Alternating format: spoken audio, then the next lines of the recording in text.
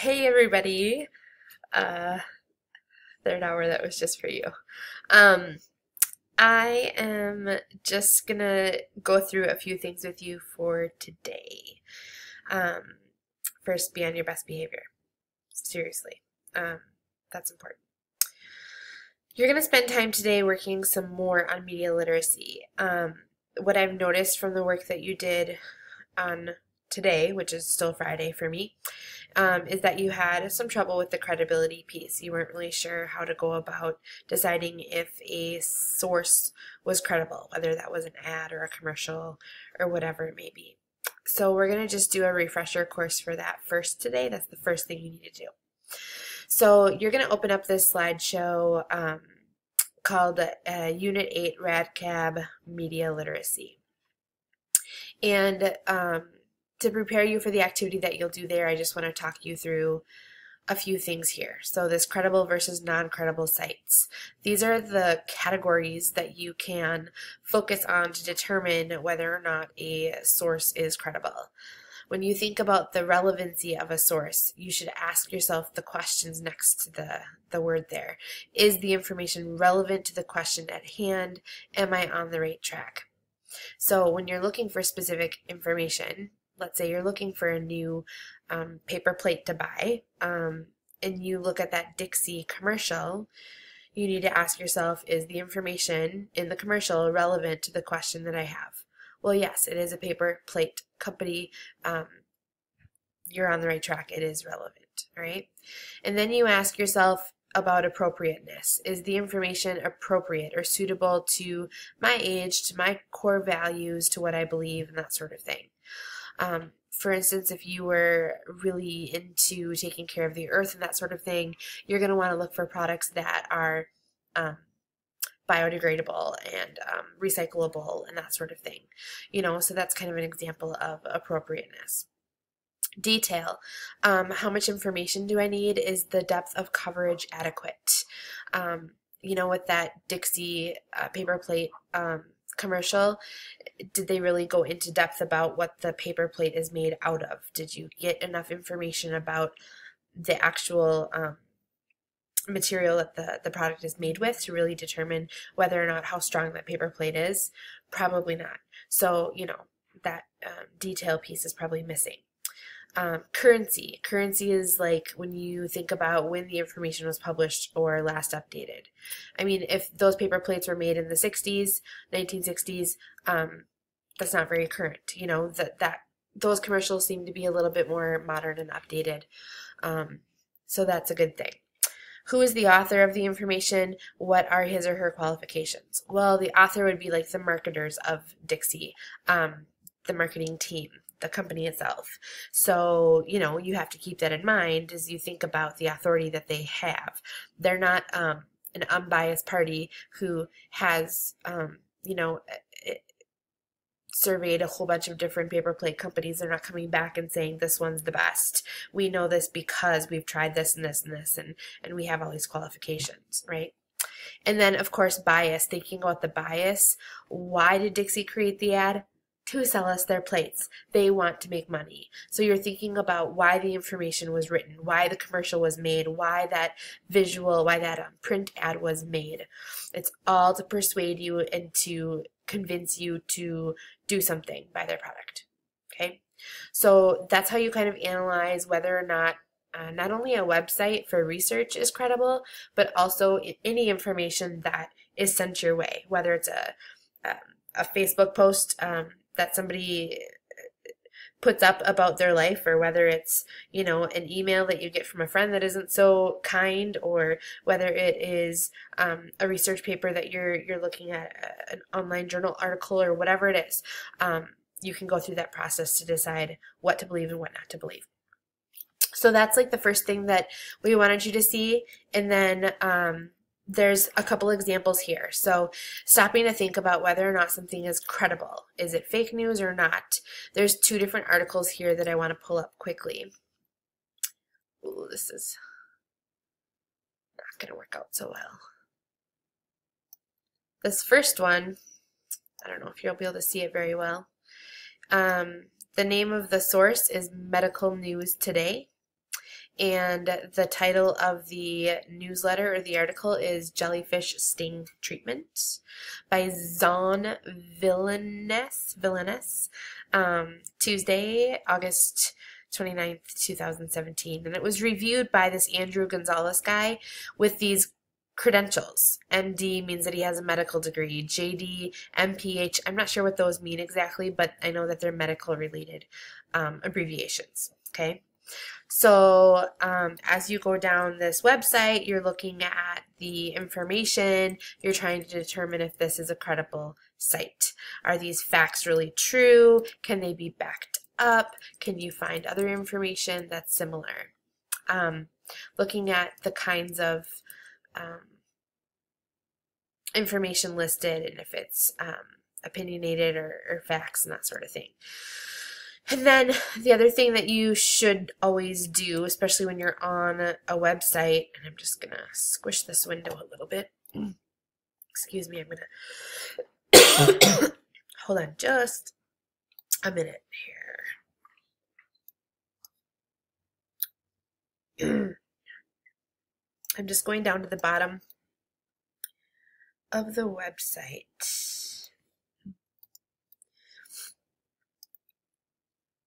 When you go to the bottom of the website, usually there's additional information, and that's just what I'm looking for right now.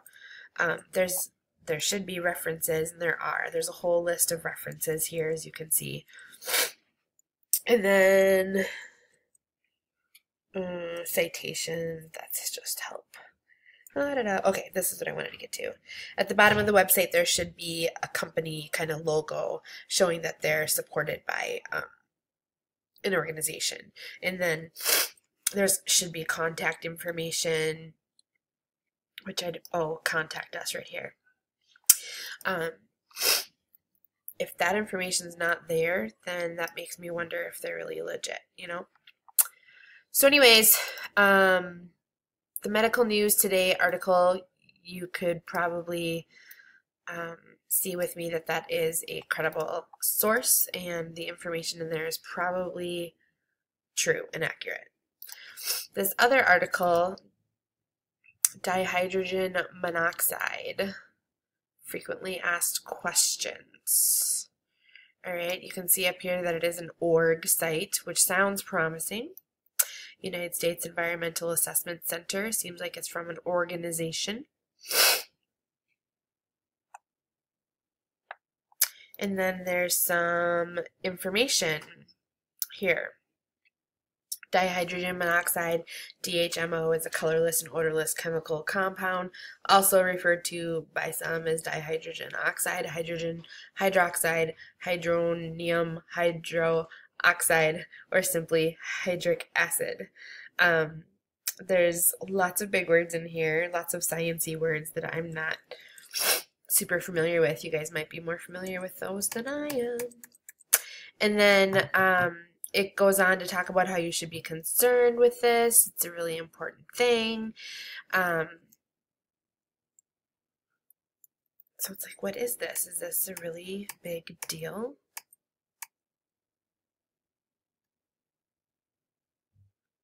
And you guys, I am fairly certain that dihydrogen monoxide is water.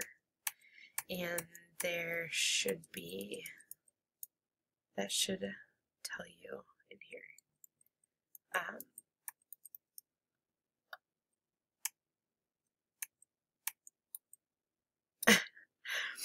It's funny. I mean, this is not a credible source simply because there's not really the backing of where this comes from. But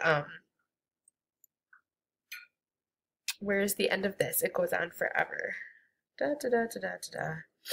Yeah, if you look down on the bottom, there's not really a whole lot of information. There's no contact. You don't see a lot of the same stuff that you did before and on the other website. So this is not considered a credible source, and seriously, this is like all about water, but they never say water, and so it makes it sound like this really important thing, which obviously water is important, but it's a joke. It's kind of fake, kind of like that octopus website, the tree octopus, remember that? So anyways, don't be fooled easily. Notice that they want your money right here, support the cause.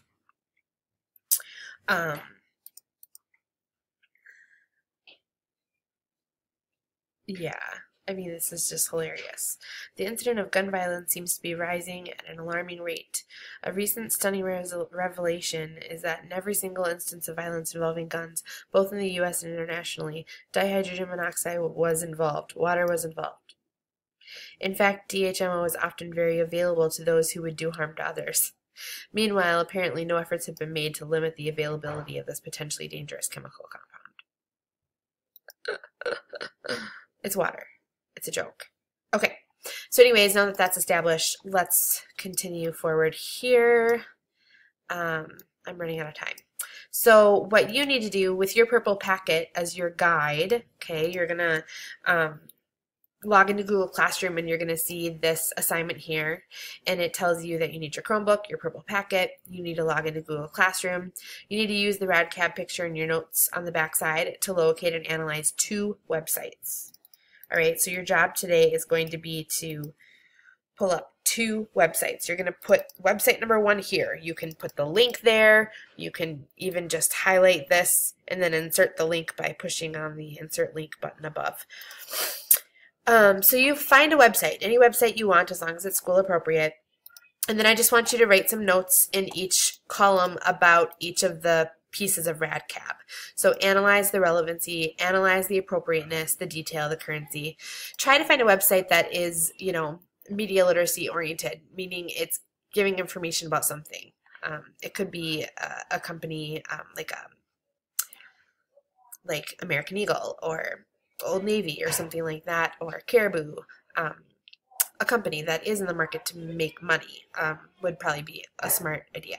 Okay. After you do that first website, you're going to find another website. Choose something totally different. So go to the next slide, website number 2. Find something to report on there and go through those same steps. All right? That's your first assignment today. The second assignment is a little bit more out there, a little bit more abstract. You're going to go back into Google Classroom again, and there's going to be another assignment called Truth Ad. And what we want you to do with this is take an ad that already exists and then turn it into the truth. So for instance, you know, Starbucks is really known for their coffees, and they're really delicious and yummy, and they, you know, have all these great things about them. But if you've done any research on it, you would know that Starbucks is full of sugar. Not necessarily their regular coffee, but as soon as you get into adding things to it, super, super, super sugary. So somebody recreated their logo and put sugar bomb combos in here to kind of tell the truth about what Starbucks is really about. Okay. Same thing with Facebook. Instead of I don't know what their actual link is that's down here. Their actual logo. I mean slogan. Sorry, their actual slogan. I don't know what that actually is, but this is funny. Making stalking less creepy since 2004. So, you know, they're trying to tell the truth. The truth. So you get to find a slogan or a logo that doesn't reveal the truth due to marketing techniques. Then we want you to turn it into the truth. Okay?